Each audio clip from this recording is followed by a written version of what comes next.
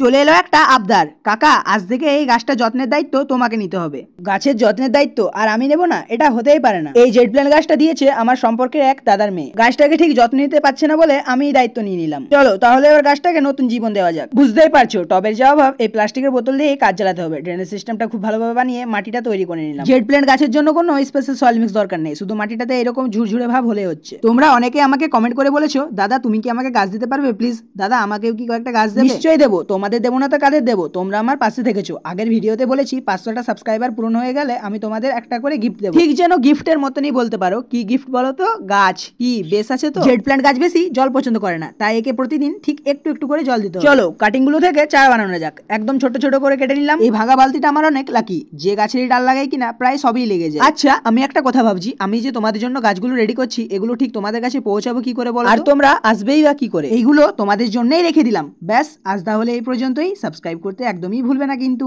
Radhe Radhe.